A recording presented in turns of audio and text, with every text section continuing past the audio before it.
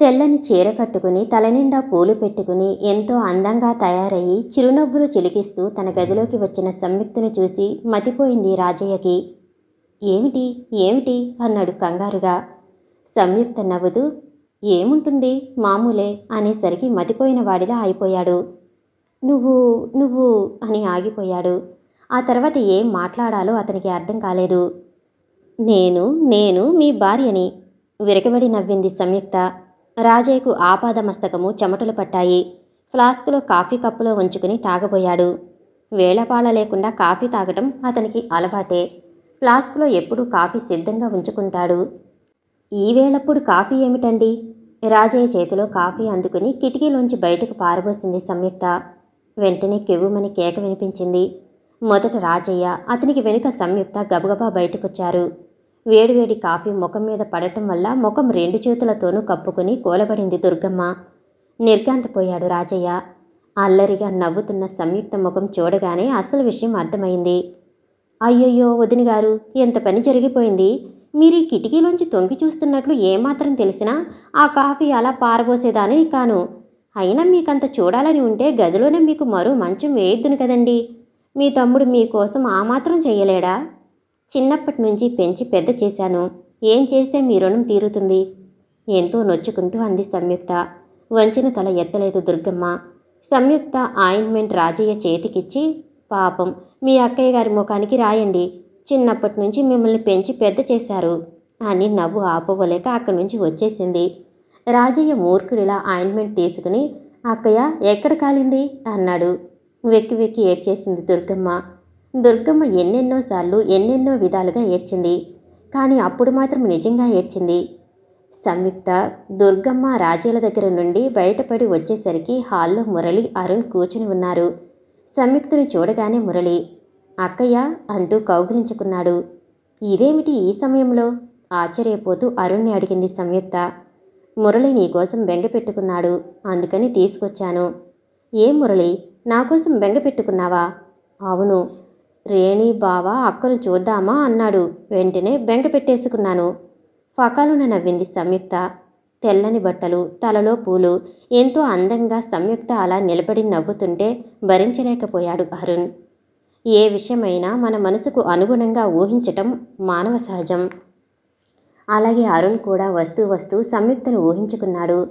తనను గురించే ఆలోచిస్తూ తలైనా దువ్వుకోకుండా నలిగిన చీర కూడా మార్చుకోకుండా దిగాలుగా కూర్చుని ఉంటుంది. తనను చూడగానే రేణి అంటూ సర్వమూ మర్చిపోయి, ఎదురుగా కనిపిస్తున్న సంయుక్త ఎక్కడా? తన ఊహాదృశ్యం ఎక్కడా? మొత్తానికి చాలా సంతోషంగా ఉన్నావన్నమాట కష్టంగా అన్నాడు అరుణ్. అతను ఆ మాటలన్న ధోరణి నవ్వొచ్చింది సంయుక్తకి.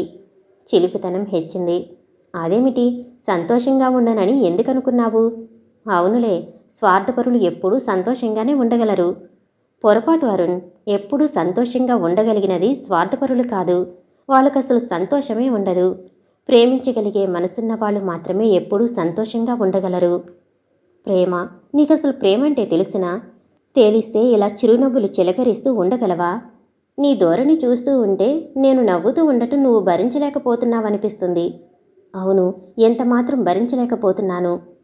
మురళి, నేను నవ్వుతూ ఉంటే బాగుంటుందా, ఏడుస్తుంటే బాగుంటుందా? తమ్ముణ్ణి అడిగింది సంయుక్త. చా, నువ్వేడిస్తే నాకేం బాగుండదు, నవ్వుతూ ఉంటేనే బాగుంటుంది తడుముకోకుండా సమాధానం చెప్పాడు మురళి. అరుణ్ అల్లరిగా చూస్తూ, మనలో ప్రేమకు అర్థం తెలిసినవాడు మురళి ఒక్కడే అంది సంయుక్త. మురళి ప్రేమ నా ప్రేమ ఒకటి కాదు.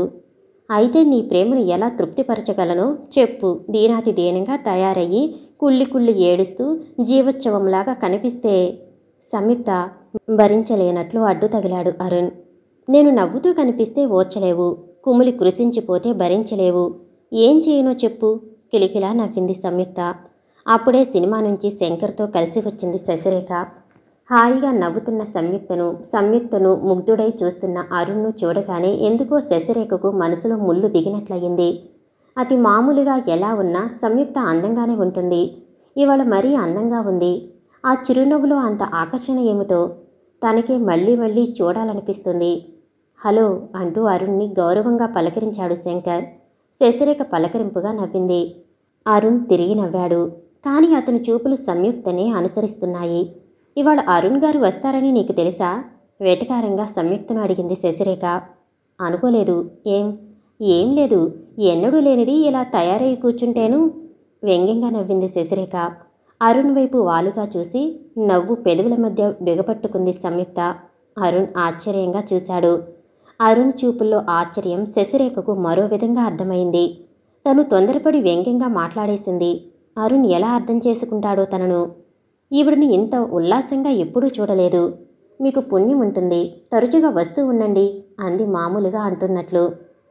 కరెక్ట్, మీ కంపెనీ నాకు కూడా ఉల్లాసంగానే ఉంటుంది అంటూ శంకర్ కూడా శశిరేఖని ఆదుకున్నాడు. అరుణ్కు కష్టం కలిగించటం శంకర్కి ఏమాత్రం ఇష్టం లేదన్నట్లు తెలుస్తుంది. తప్పకుండా వస్తాను. ఆ ఆదిమానవుల కోసం మీరు చేస్తున్న సేవ చూశాక మీరంటే నాకు చాలా గౌరవం కలిగింది. దానిదేముందులేండి, వాళ్ళని చూస్తే ఎవరి గుండె కరగదు. నాకసలు బీదవాళ్ళని చూస్తే మనస్సు కరిగిపోతుందండి. మన దేశంలో పేదరికం రూపుమాపటానికి నేనే కొంచెం చేయగలిగిన ధన్యుణ్ణే నివ్వెరపోయి వినసాగింది శశిరేఖ. రిక్షావాడితో 10 పైసల దగ్గర నుంచి బేరాలాడుతూ పనివాళ్లని బానిసల్లా చూసే శంకర్ మాటలైనా ఇవి? రెప్పవాల్చకుండా శంకర్నే చూస్తుంది సంయుక్త. శంకర్ ఇబ్బందిగా కదిలి చూపు తిప్పుకున్నాడు. సంయుక్త అలా చూడటం అరుణ్కి కూడా వింతగానే తోచింది. ఆశ్చర్యంగా సంయుక్త ముఖంలోకి చూశాడు. కానీ సంయుక్త మాత్రం ఇదేది గమనించకుండా శంకర్నే చూస్తుంది. శశిరేఖ నవ్వుతూ, మా బావకు దృష్టి తగిలేను, జాగ్రత్త అనేసింది. అదేదో జోక్ అయినట్లు శంకర్ గట్టిగా నవ్వాడు. అరుణ్ కూడా మొహమాటంగా నవ్వాడు.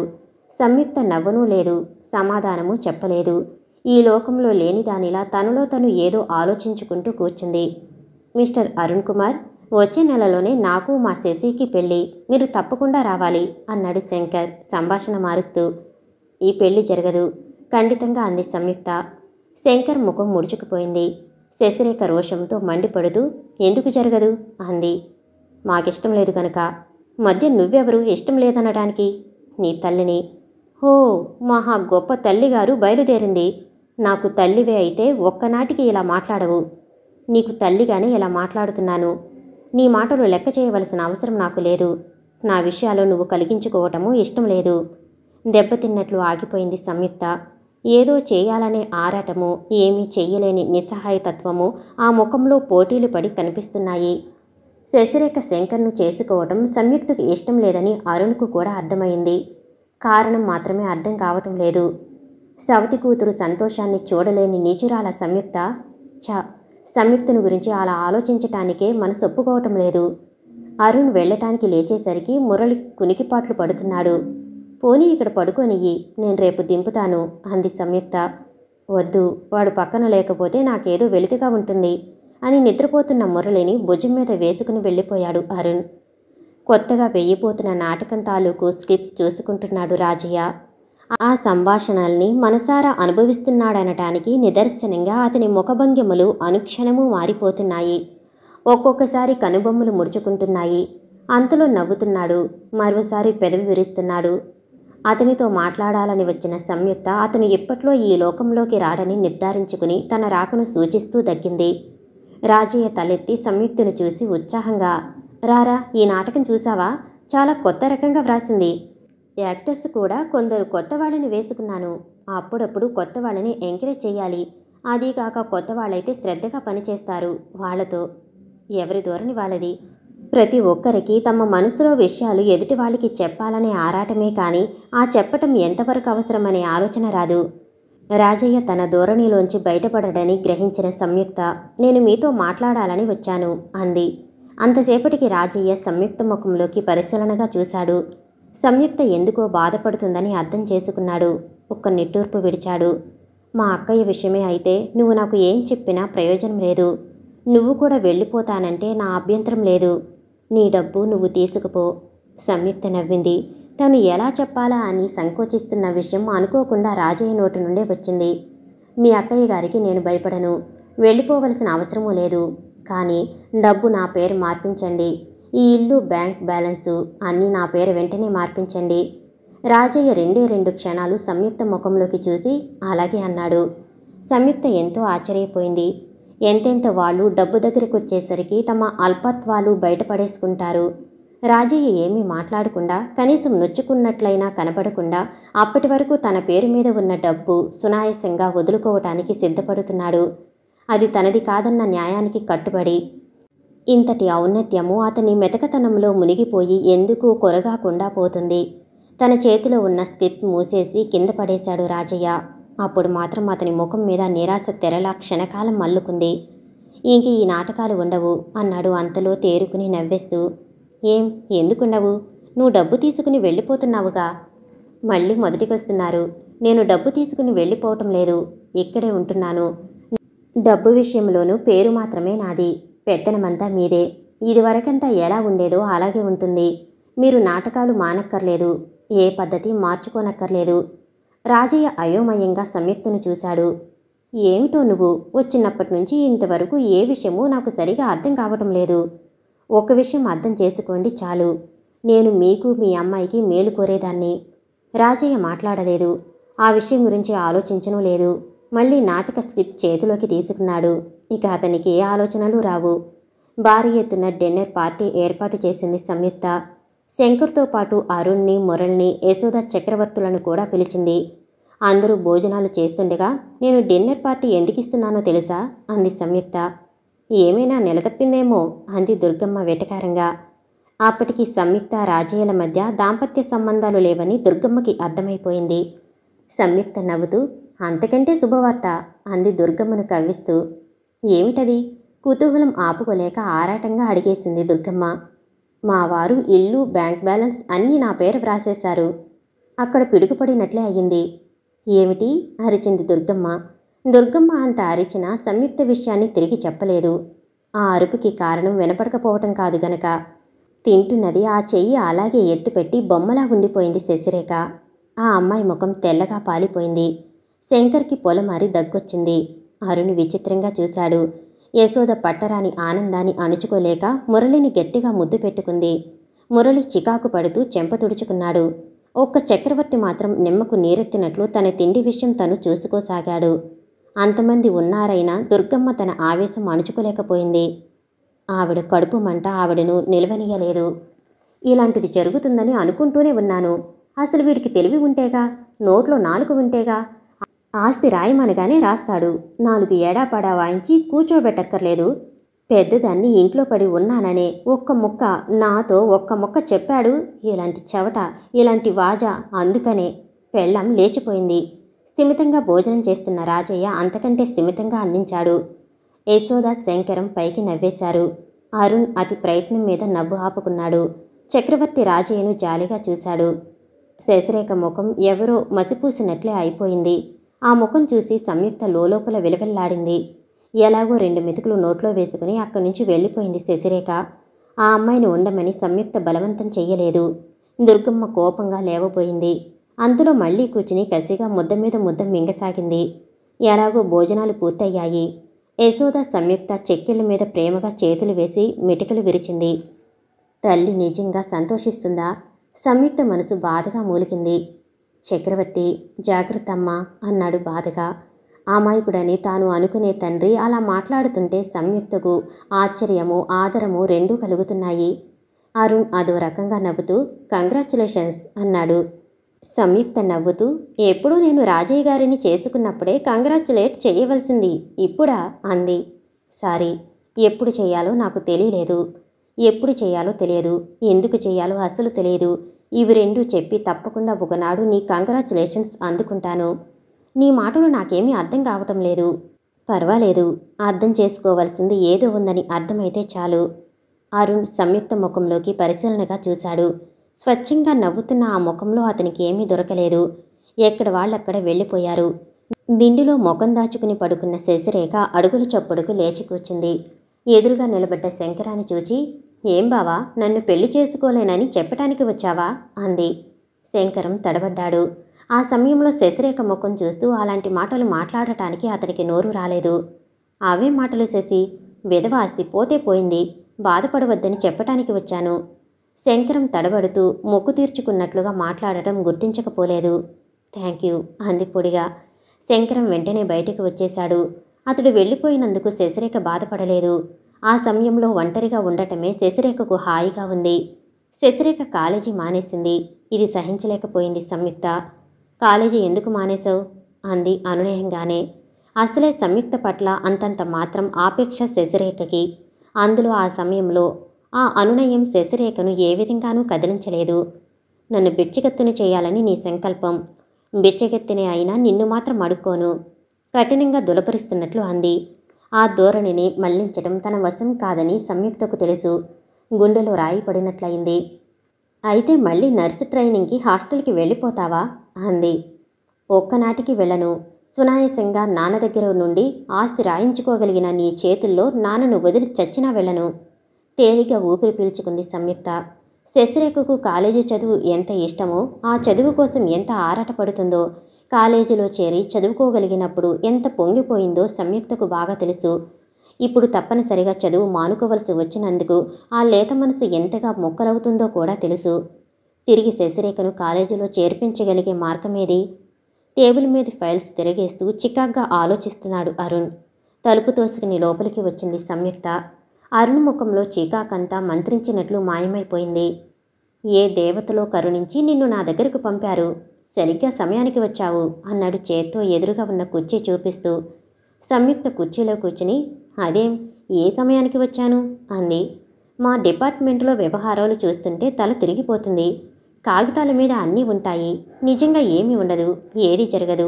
ఆ అమాయకుల్ని ఉద్ధరిస్తున్నామంటూ చేస్తున్నది బహుకొద్ది. అన్ని విధాల వాళ్లకు జరుగుతున్న అన్యాయాలే కోకొల్లలుగా కనిపిస్తున్నాయి. నేను ఏమీ చెయ్యలేనేమో అనే నిరాశతో కుంగిపోతున్నాను. సరిగ్గా ఆ సమయంలో నువ్వు వచ్చావు. నీ చిరునవ్వు చూడగానే ఎక్కడలేని బలము వస్తుంది. ఎంతైనా సాధించగలననిపిస్తుంది. ఆప్యాయంగా మాట్లాడుతున్న అరుణ్ని చూస్తూ పకపకా నవ్వింది సంయుక్త. అరుణ్ కొద్దిగా ముందుకు వంగి, అలా నవ్వు చాలు. రోజు ఇలా నా ఎదురుగా కూర్చుని అలా నవ్వావంటే నేను ఏమైనా చేయగలను అన్నాడు. సంయుక్త మాట్లాడకుండా తల వంచుకుంది. భయపడకు. నీ బదులు నా బదులు యమధర్మరాజు పెట్టే నరకబాధలన్నీ నేనే భరిస్తాను నిష్ఠూరంగా అన్నాడు అరుణ్. ఒట్టిది, నువ్వు ఏమీ భరించలేవు అల్లరిగా అంది సంయుక్త. ఎందుకు భరించలేను? పరీక్షించి చూడు. ఏమాత్రం అవకాశమున్నా కోటి నరకాలను, శతకోటి యమధర్మరాజులను సునాయాసంగా భరించి నీ దగ్గరికి వచ్చి వాలేదానినని అర్థం చేసుకోలేని నువ్వు ఏ నరకాలు భరించగలవు? తెల్లబోయి చూశాడు అరుణ్. సంయుక్త, ఎందుకు రావు నువ్వు? ఈ డబ్బు గొడవలేమిటి? నిజంగా రాజయ్య డబ్బు నీ పేర రాయించుకున్నావా? ఆ డబ్బు తీసుకుని నాతో రమ్మని ఎలా అడగను? నీకెందుకు ఆ డబ్బు? అతని డబ్బు అతనికి ఇచ్చేయి. నువ్వు నా దగ్గరకు వచ్చేసేయి. లాభం లేదు అరుణ్. ఇప్పట్లో నీ దగ్గరకు రాగలిగే అవకాశం ఏమాత్రం లేదు. సంయుక్త ఇప్పట్లో అని నొక్కి అంది. కానీ తన నిరాశలో అరుణ్ అది అర్థం చేసుకోలేదు. అవును, రాలేవు. నిన్ను డబ్బు దెయ్యం పట్టుకుంది కసిగా అన్నాడు. సంయుక్త నవ్వి, అవును, ఈ డబ్బు నన్ను దెయ్యంలాగే పట్టుకుంది. అందుకే నీ సహాయం కోరి వచ్చాను అరుణ్ అంది. అంత అదృష్టమా? నేను నీకోసం ఏం చెయ్యాలో త్వరగా చెప్పు. నేను ఏది కోరినా చేస్తానని మాట ఇయ్యి. తన చెయ్యి ముందుకు చాపింది సంయుక్త. పసిమి ఛాయలో మెరిసిపోతున్న ఆ చేతిని చూస్తూ ముఖం తిప్పుకున్నాడు అరుణ్. నీ చేతిని అందించుకు సంయుక్త. అది అందుకున్నానంటే వదలను. అడుగు. నేను నీకోసం ఏం చేయమన్నా చేస్తానని నీకు తెలుసు. ఒట్లు ప్రమాణాలు అక్కర్లేదు. ఆ నమ్మకంతోనే వచ్చాను. మా శశి కాలేజీ మానేసింది పాపం. ఆ అమ్మాయికి కాలేజీ చదవటం అంటే ఎంత ఇష్టమో నాకు తెలుసు. మళ్ళీ తను కాలేజీలో చేరి చదివేలా చేయాలి నువ్వు. అదేమిటి, నేనేం చేయగలను? అంత అభిమానం ఉన్నదానివి నువ్వే చదివించవచ్చుగా. శశికి నేనంటే ద్వేషం. నా సాయం తీసుకోదు. నిన్ను అంత ద్వేషించే వ్యక్తి కోసం నువ్వింత పాకులాడటం దేనికి? అది నా కర్తవ్యం రేణి. ఓహో, ఉత్తమ ఇల్లాలు. ఉత్తమ ఇల్లాలిగా కాదు. అది సరే, నువ్వీ సాయం చెయ్యవా? ఏం చెయ్యను? శశిరేఖతో స్నేహంగా కాలేజీలో చేరి చదవమని నచ్చ చెప్పాలి. అందుకయ్యే ఖర్చు నువ్వు భరిస్తానని చెప్పాలి. నీ డబ్బు తీసుకొనిది నా డబ్బు తీసుకుంటుందా? నా డబ్బు తీసుకోపోవటానికి కారణం చెప్పానుగా. ఇక నీ డబ్బు తీసుకునేలా నువ్వు నచ్చ చెప్పడంలో ఉంది. ప్రయత్నిస్తాను. తర్వాత శశి కోసం నువ్వు ఖర్చు పెట్టిన డబ్బు నీకిచ్చేస్తాను. అలా అయితే నేనేం చెయ్యను. ఆ మాత్రం నేను ఖర్చు పెట్టగలను. అదేమిటి రేణి, నువ్వు ఖర్చు పెట్టవలసింది నా కోసం కాదు, శశి కోసం. శశి గీసి నాకేం తెలియదు. నువ్వు అడిగావు గనుక ఒప్పుకుంటున్నాను. నీకోసం ఖర్చు పెడుతున్నాననే సంతృప్తి కోసం ఖర్చు పెడతాను. మురళిని పబ్లిక్ స్కూల్లో చేర్పించావు. ఇప్పటికే నీకు బోలెడు ఖర్చులు. పర్వాలేదు, నీ దయవల్ల సంపాదిస్తున్నాను. అవును, నా దయవల్లే. అదొకలా నవ్వింది సంయుక్త. తిరిగి అంది, ఎలా అయినా సరే శశి చదువుకోవటమే నాకు కావాల్సింది. మరి ఎప్పుడొస్తావు? ఇంకో వారం రోజుల్లాగా వస్తాను. డ్యూటీ మీద ట్రైబల్ ఏరియాస్కి వెళ్ళాలి. వారం రోజుల శశిలో అమాయకత్వం ఎంతో, పెంకితనమంతా. ఈలోగా ఏం చేస్తుందో. కూతురి కోసం ఏం తల్లడిస్తున్నావు? నేను డ్యూటీ అశ్రద్ధ చేయటానికి వీల్లేదు. నా కోసం ఏమైనా చేస్తానన్నావు? నీకోసం కావాలంటే ఈ ఉద్యోగం వదిలేస్తాను. అంతేకాని ఉద్యోగంలో ఉంటూ డ్యూటీ మానను. మెచ్చుకుంటున్నట్లుగా చూసి నెమ్మదిగా అంది సంయుక్త. నేనంటే ఎంత అభిమానం ఉన్నా నువ్వు నీ డ్యూటీ ఎలా అశ్రద్ధ చేయలేకపోతున్నావో అలాగే నేను నా డ్యూటీ అశ్రద్ధ చేయలేనని అర్థం చేసుకో అరుణ్. అరుణ్ మాట్లాడలేకపోయాడు. 2-3 రోజులుగా దుర్గమ్మ, శంకర్ ఒకటే గుసగుసలాడుకుంటున్నారు. అదేమిటో తెలుసుకోవాలని ప్రయత్నించినా సంయుక్తకు సాధ్యం కాలేదు. శశిరేఖ ఉద్యోగం కోసం ప్రయత్నిస్తానంది. శంకర్ తను సాయం చేస్తానన్నాడు. ఇద్దరూ కలిసి ఉద్యోగ ప్రయత్నం మీద వెళ్ళి ఏవేవో ఆఫీసుల్లో ఎవరెవరినో కలుసుకుని తిరిగి వచ్చారు. అలసటతో, అశాంతితో తోటకూర కాడలా వడిలిపోయింది శశిరేఖ. సంయుక్త ఎంతో అందంగా అలంకరించుకుని ఉంది. శశిరేఖ, శంకర్లు లోపలికి రాగానే శశిరేఖ ముఖమైనా చూడకుండా శంకర్ని చూసి విలాసంగా నవ్వుతూ, భోజనానికి రారు అంది. ఈ ధోరణికి గతుక్కుమంది శశిరేఖ. శంకర్ కూడా తెల్లబోయాడు. అంతలోనే సంబరంగా, వస్తున్నాం రా శశి అన్నాడు. నాకు ఆకలి లేదు, నువ్వు తిను కోపంగా అంది శశి. తటపటాయిస్తూ నిలబడ్డాడు శంకర్. ఏం నాతో కలిసి సరదాగా తింటే దోషమా? గారాబంగా అడిగింది సంయుక్త. చచ్చా అదేం లేదు, పదండి. సంయుక్త శంకర్తో కలిసి నవ్వుతూ తుళ్ళుతూ భోజనం చేస్తుంటే మండుతున్న కళ్ళను బలవంతాన మూసుకుని మంచం మీద పడుకుంది శశిరేఖ. దుర్గమ్మ 1-2 సార్లు శశిరేఖను భోజనానికి లేవమంది. కానీ శశిరేఖ సమాధానం కూడా చెప్పకపోవటంతో విసుగు పుట్టి ఊరుకుంది. 2 రోజుల్లోనే సంయుక్త, శంకర్ల చనువు తారాస్థాయిని అందుకుంది. కలిసి కాఫీ తాగటం, కలిసి భోజనం చేయటం, హాస ప్రతిహాసాలు ఇత్యాదులు శృతిమించాయి. దుర్గమ్మ ఏదో సతాయించబోయేసరికి శంకర్ నోరు మూసుకో అని గదమాయించాడు. కుక్కిన పేనులా అయిపోయింది దుర్గమ్మ. ఎన్నడూ ఏ విషయమూ పట్టించుకొని రాజయ్య కూడా సంయుక్త, శంకర్లను విస్తుపోయి చూశాడు. ఇద్దరిలో ఏ ఒక్కరూ అతని చూపులను లక్ష్యపెట్టలేదు. ఆ రోజు సినిమాకి వెళదాం అంది సంయుక్త. శంకర్ మొక్కుబడి కోసం అన్నట్లు, శశి సినిమాకు వస్తావా అన్నాడు. శశిరేఖ ఏ సమాధానము చెప్పకముందే సంయుక్త కలిగించుకుని, శశి వస్తే నేను రాను అంది. అప్పటి వరకు నేను రాను అని చెప్పాలనుకుంటున్న శశిరేఖ ఆగిపోయి శంకర్ సమాధానం కోసం ప్రాణాలు ఉగ్గపట్టుకుని ప్రతీక్షిస్తుంది. శశిరేఖ ముఖం చూడకుండానే, అయితే మనిద్దరమే వెళదాం పదా అన్నాడు శంకర్. సంయుక్త శశిని చూసి పకాలున నవ్వింది. శంకర్తో కలిసి సినిమాకు బయలుదేరింది.